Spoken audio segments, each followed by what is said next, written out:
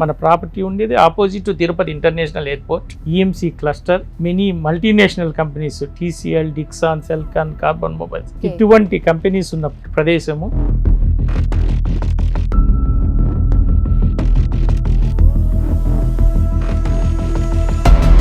Frauds కూడా అలానే వస్తున్నాయండి రియల్ ఎస్టేట్ లో. రిస్క్ అనేది నిల్లండి. ఎందుకంటే it was established in 1969, 57 years అనుభవం ఉంది. We are top 8th position in India real estate రంగంలో.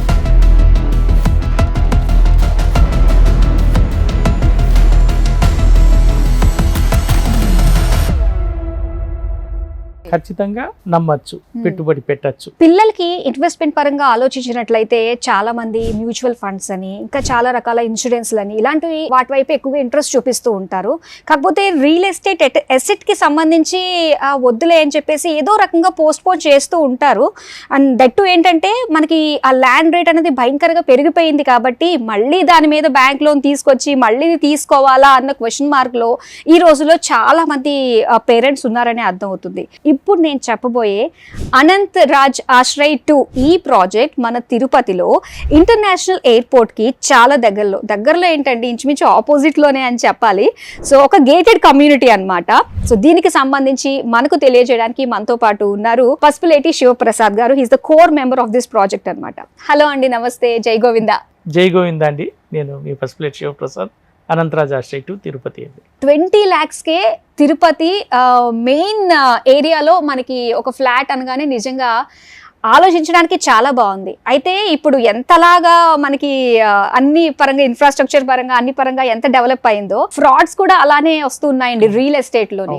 మరి ఇలాంటి తరుణంలో మరి ఇది ఫ్రాడ్ కాదు, మీరు విన్నది ఫేక్ కాదు, ఏదైతే మేము ఉన్నామో ఖచ్చితంగా మేము మీకు డెలివరీ చేస్తాము అనిపించుకునేటట్టుగా అనంత్ శ్రీరాజ్ 2 అన్నది మనకు ముందుకు రావడం జరిగింది. దీని గురించి మీరేమంటారు? ఇప్పుడు తల్లిదండ్రులు వాళ్ళ పిల్లల కోసం ఏమైనా చేయాలి అనే తపన చాలామందికి ఉంది.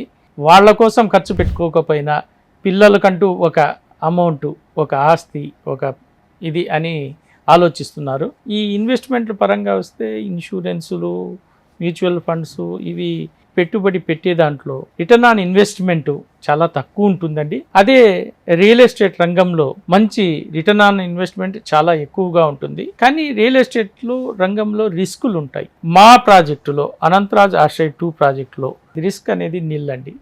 ఎందుకంటే it was established in 1969, 57 years అనుభవం ఉంది. We are top 8th position in India real estate రంగంలో. We're having net assets of 21,000 crores. కాబట్టి మాకు ఆ రిస్క్ లేకుండా మేము చేయగలం. ఖచ్చితంగా నమ్మచ్చు, పెట్టుబడి పెట్టచ్చు. సో ఒక్కసారి ఈ పెట్టుబడి పెడితే పిల్లలకు ఒక బంగారు భవిష్యత్తుగా ఇచ్చినట్లయితుంది వాళ్ళకు. ఇన్ అడిషన్ టు వాళ్లకు రెంటల్ ఇన్కమ్స్ కూడా, ప్రతి నెల రెంటల్ ఇన్కమ్ కూడా వస్తుంది. దాంతోపాటు ప్రాపర్టీ అప్రిషియేషన్ అండి. Because it is located in Tirupati, world's biggest pilgrim centre. మన దేశంలో మంచి ఆధ్యాత్మిక centre. It is opposite to, మన ప్రాపర్టీ ఉండేది opposite to Tirupati international airport, EMC cluster, many multinational companies, TCL, Dixon, Celkon, carbon mobiles, ఇటువంటి కంపెనీస్ ఉన్న ప్రదేశము. And approach excellent approach, 6 track approach అండి. ఖచ్చితంగా వాళ్ళు పెట్టుబడి పెట్టే ప్రతి రూపాయి బంగారమై వాళ్ళ పిల్లలకు దగ్గుతుంది. వాళ్లకు బంగారు భవిష్యత్తుని ఇచ్చినట్లయితారు. సందేహం లేకుండా పెట్టుబడి పెట్టదు. అయితే ముఖ్యంగా మనకి అనంతరాజ్ ఆశ్రయ్ 2లో లోన్ ఫెసిలిటీస్ కానీ ఎలాంటి ఉన్నాయంటారు? 20 lakhs ఒకేసారి కట్టాల్సిన అవసరం లేదండి. వీఆర్ ఆఫరింగ్ 2 payment plans అండి.